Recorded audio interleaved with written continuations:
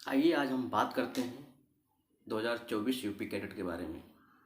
जैसे कि अभी नोटिफिकेशन आउट हो चुका है कि 2024 में एमएससी के लिए जो अप्लाई करना चाहते हैं यूपी कैडेट के माध्यम से वो फॉर्म फिलअप कर सकते हैं। तो जैसे कि अभी हाल ही में ही नोटिफिकेशन जारी किया गया है। अभी को डिसाइड नहीं हुआ कि कौन सी यूनिवर्सिटी जो है एग्जामिनेशन कराएगी यूपी कैडेट का। तो जैसे कि आज हम इम्पोर्टेंट बात करेंगे जो खास करके जो कृषि विद्यार्थियों के मन में तमाम प्रकार के जो डाउट्स रहते हैं कि अगर हम यूपी कैडेट का एग्ज़ाम अगर दे रहे हैं तो हमें कौन सी बुक पढ़नी चाहिए, क्योंकि ये सबसे बड़ा कन्फ्यूजन होता है। और इसके बाद कन्फ्यूजन यह होता है कि जो कृषि विद्यार्थी जो बीएससी एग्रीकल्चर में जो 7वें सेमेस्टर में है या फिर लास्ट ईयर में है, तो उनको तो फिलहाल पता होता ही नहीं है। लेकिन उन्हीं को आज हम मोटिवेट करने के लिए तमाम प्रकार के जो कन्फ्यूजन होते हैं, उन्हीं कन्फ्यूजन को दूर करने के लिए आज हम आपको बताएंगे कि कौन कौन सी टिप्स हमें अपनानी चाहिए, हमें कौन सी बुक पढ़नी चाहिए, कितने यूपी कैडेट के एग्ज़ाम में कितने क्वेश्चन आते हैं और हमें कितने क्वेश्चन अटेम्प्ट करना चाहिए कि ताकि हमारा यूपी कैडेट में अच्छी रैंक के साथ जो है अच्छी रैंक आए और उसमें जो है हम अपने जो एडमिशन है उसको हम सुनिश्चित कर सकें। तो जैसे कि सबसे पहले जो कृषि विद्यार्थियों के मन में जो ये डाउट्स चलता है कि कितने क्वेश्चन आते हैं, क्योंकि इनको पता नहीं होता, क्योंकि जो नए विद्यार्थी होते हैं, कृषि विद्यार्थी होते हैं, उनको दरअसल पता नहीं होता है कि हमें कौन सी बुक स्टडी करनी चाहिए क्योंकि हमारे लिए जो सबसे बेटर हो। दूसरा जो कन्फ्यूजन होता है कि कितना क्वेश्चन आता है, और जो तीसरा जो कन्फ्यूजन होता है कि कितने क्वेश्चन आते हैं और कितने नंबर के होते हैं। और सबसे बड़ी जो चौथी जो कन्फ्यूजन होता है कि इसमें हिंदी या इंग्लिश में क्वेश्चन आते हैं। ये भी अपने आप में बहुत बड़ा कन्फ्यूजन होता है। तो इन सारे कन्फ्यूजन को हम step by step to the point हम एक्सप्लेन करेंगे। तो सबसे पहले हम बात करते हैं कि यूपी कैडेट में, यानी यूपी कैडेट का मतलब होता है कि Uttar Pradesh combined agriculture and technology. ये कुछ जैसे आपको पता होगा कि अगर आप एमएससी में अगर एडमिशन लेना चाहते हैं तो अब आपको यूपी कैडेट का एग्ज़ाम जो है अच्छी रैंक के साथ जो है आपको क्वालिफाई करना पड़ेगा। इसके बाद बात करते हैं कि यूपी कैडेट में जैसे आपको पता होगा कि उत्तर प्रदेश में 4 एग्रीकल्चर यूनिवर्सिटीज़ हैं। उन्हीं 4 यूनिवर्सिटीज़ में आप यूपी कैडेट का एग्ज़ाम क्वालिफाई करके यानी बेहतर रैंक के साथ जो है आप अपना एडमिशन एमएससी में ले सकते हैं।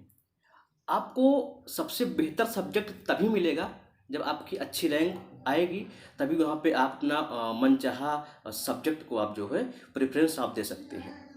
ठीक है, तो आइए हम आज बात करते हैं कि सबसे बड़ा कन्फ्यूजन एक और होता है कि हमें जो स्टैंडर्ड बुक होता है, हमें कौन सी स्टैंडर्ड बुक स्टडी करनी चाहिए, ये सबसे बड़ा कन्फ्यूजन होता है। लोग बहुत सारे मटेरियल्स रख लेते हैं लेकिन वो पढ़ नहीं पाते हैं। और जो सबसे बड़ा जो कन्फ्यूजन होता है ये होता है कि कौन किस सब्जेक्ट से कितने कितने क्वेश्चन जो है वहाँ पे यूपी कैडेट के एग्ज़ाम में पूछे जाते हैं।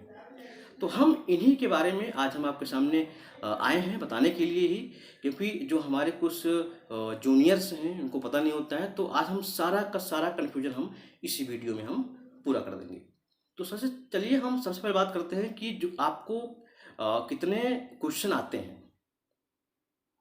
देखिए, अगर आप एमएससी एंट्रेंस देना चाहते हैं और यूपी कैडेट में जो क्वेश्चन आता है, क्वेश्चन की संख्या जो है वो 200 प्रश्न होती है।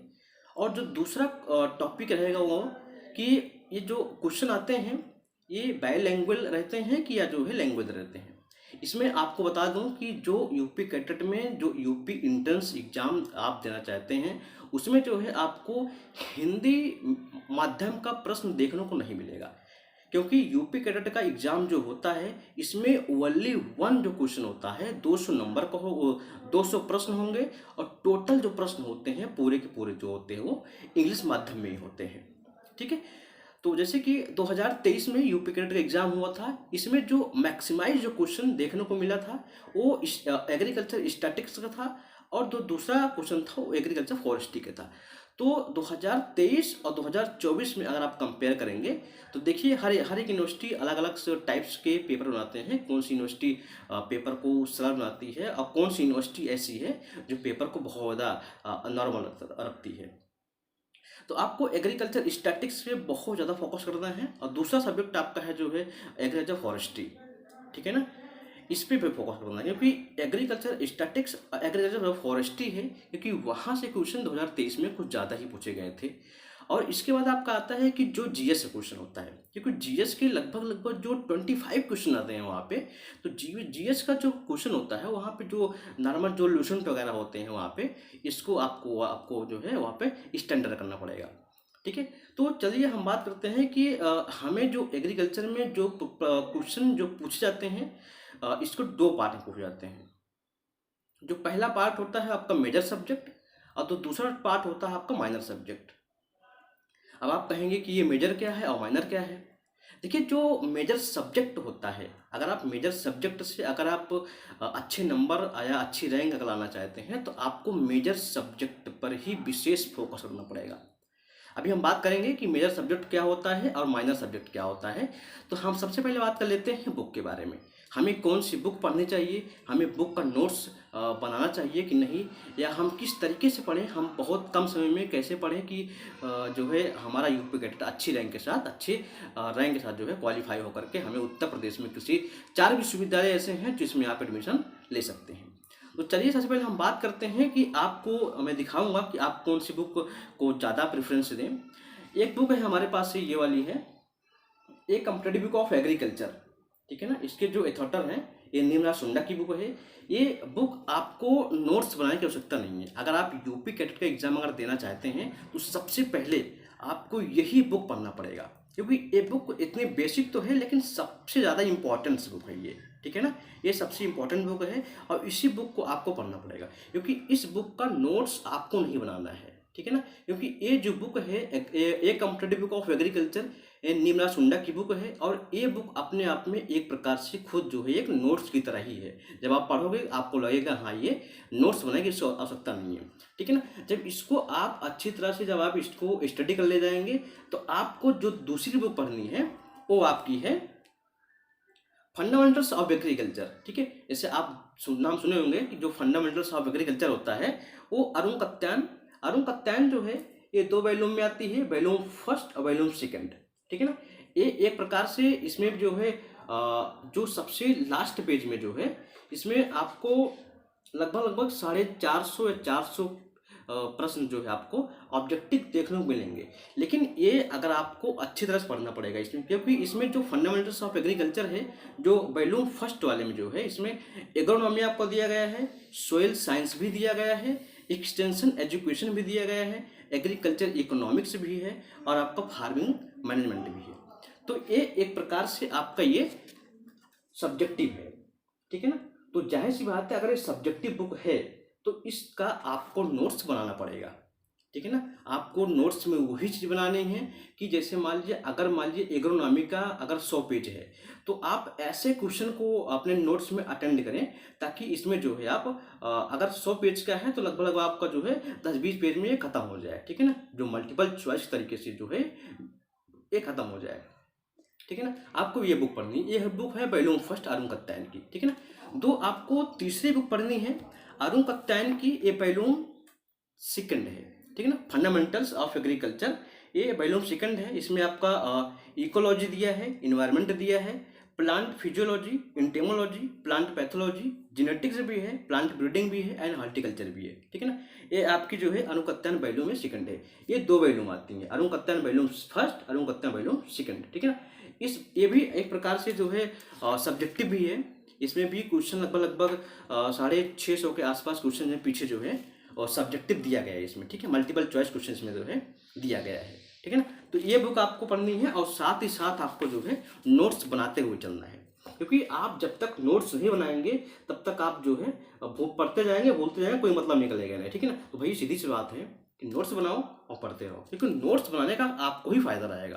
क्योंकि जब चाहो आप जहाँ भी जाओ अपना नोट्स बैग में रखो और पढ़ते रहो, कोई दिक्कत नहीं। क्योंकि बुक इतनी भारी भारी भैया बुक है, कहाँ लेके जाओगे इसको, ठीक है ना। तो इससे बढ़िया है नोट्स बनाओ, लेके जाओ, घूमते रहो, फिरते रहो, पढ़ते रहो, ठीक है ना। अब जो थर्ड बुक आती है, एक ये बुक जो है एक कम्पिटेटिव बुक ऑफ एग्रीकल्चर। जब इस ये आपकी जब पूरी तरह से ख़त्म कर देंगे आप, इसको पढ़ लेंगे, ठीक है ना, अरुण कत्यायन वॉल्यूम फर्स्ट, और इसको पढ़ लेंगे आप अरुण कत्यायन वॉल्यूम सेकंड, ठीक है ना। जब ये तीनों बुक को आप अच्छी तरह से स्टैंडर्ड कर लेंगे, यानी स्टडी कर लेंगे, तो आपको जो सबसे इम्पॉर्टेंट बुक पढ़नी है वो कौन सी बुक है? ये बुक है आपकी जो है, एक बुक आती है ऑब्जेक्टिव बुक ऑफ एग्रीकल्चर, ठीक है ना। इसमें जो है कुछ जो प्रीवियस ईयर पेपर जो दिए गए हैं, इसमें जो है इंक्लूड किया गया है। जैसे इसमें जीआरएफ का एग्जाम जो होता है, ये पूरी तरह से मेमोरी बेस्ड है, ठीक है ना। ये पूरी तरह से क्या है, मेमोरी बेस्ड क्वेश्चन है वहाँ पे, ठीक है ना। इसके जो एथोटा है, एस आर कांतवा की बुक है, ये एस आर कांतवा की बुक है। इसमें जो है लगभग सभी, जैसे इसमें सिलेबस वाइज दिया गया है। एग्रोनॉमी इसमें दिया गया है, सोइल साइंस भी है, हार्टिकल्चर्स भी है, जेनेटिक एंड प्लांट ब्रीडिंग भी है, इंटेमोलॉजी भी है, प्लांट फिजियोलॉजी भी है, प्लांट पैथोलॉजी भी है, एग्रीकल्चर इंजीनियरिंग भी है, एग्रीकल्चर इकोनॉमिक्स भी है। मतलब इसे बहुत सारे क्वेश्चन दिए गए हैं, ठीक है ना। जब आप एक कम्पिटेटिव बुक ऑफ एग्रीकल्चर और नीमला सुंडा की बुक पढ़ेंगे, इसके बाद आपकी आती है जो सेकंड बुक है अरुण कत्यायन वॉल्यूम फर्स्ट, इसके बाद है अरुण कत्यायन वॉल्यूम सेकंड, ठीक है ना।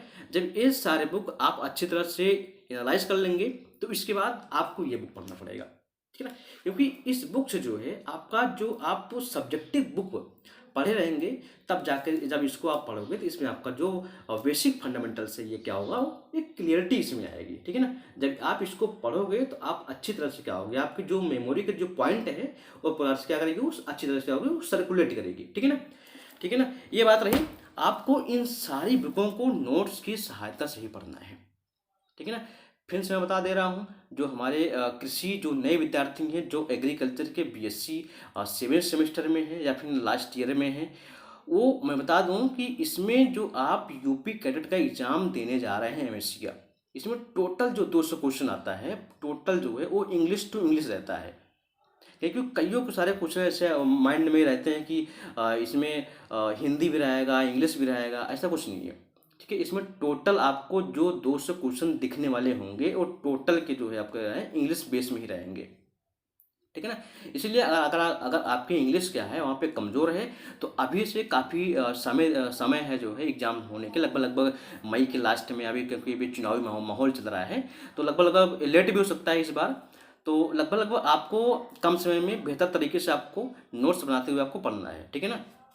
ये बुक तो ज़रूर पढ़ना है, क्योंकि पिछली बार जो है जब 2023 में यूपी कैडेट का एग्ज़ाम हुआ था, तो लगभग इसी बुक से ही काफ़ी क्वेश्चन पूछे गए थे, ठीक है ना। ये बुक है ऑब्जेक्टिव एग्रीकल्चर की है, एस आर कांतो की बुक है, ठीक है ना। ये बुक आपको अच्छी तरह से क्या होगा, प्रिफ्रेंस करना पड़ेगा वहाँ पे, ठीक है ना। ये बुक है।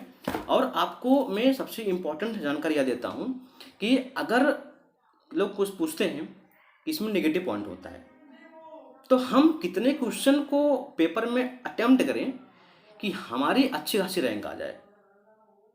देखो भाई, सीधी बात है, अगर आपने, क्योंकि अगर जहाँ पे 200 क्वेश्चन आ रहे हैं, 200 क्वेश्चन में अगर आप 175 या 100-150 के आसपास अगर एग्जैक्ट करते हैं, तो तभी आपकी जो है बहुत बेहतर रैंक के साथ आप जो है आपको काफ़ी अच्छी यूनिवर्सिटी आपको मिल सकती है, आपका मनचाहा सब्जेक्ट के हिसाब से, ठीक है ना।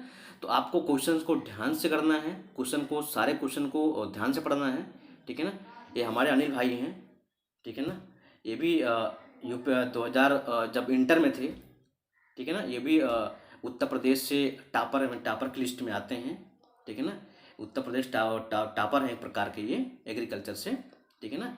ये भी बहुत ज़्यादा मेहनत करते हैं। तो ऐसे ही क्या करें, ये हम लोग क्या होता है ना, हम लोग क्या होते हैं, जो हमारे जो जूनियर होते हैं ना, सीनियर नहीं, मैं जूनियर की बात करता हूँ, क्योंकि हम लोग जूनियर को इतना ज़्यादा हम सहायता करते हैं कि अगर वो एग्रीकल्चर से अगर वो स्टडी कर रहा है, तो जहाँ से भी इसको किसी भी प्रकार की अगर समस्या उनको लगती है, ठीक है ना, तो डायरेक्ट हम लोग क्या करते हैं, उनको मोटिवेट करते हैं, उनको बताते हैं कि हाँ आपको ये बुक पढ़ना पड़ेगा आपको इस क्षेत्र में जाने के लिए, क्योंकि ये सब सारी चीज़ें हैं जो कि सब नहीं बताते हैं, ठीक है ना। तो ये सारी जानकारी रही है, ठीक है ना। अगर आप हमारे वीडियो को अगर देख रहे हैं, अगर हमारे चैनल पे अगर नए हैं तो प्लीज़ वीडियो को सब्सक्राइब जरूर करें। अगर ये वीडियो आपको अच्छा लगा है तो लाइक ज़रूर करें।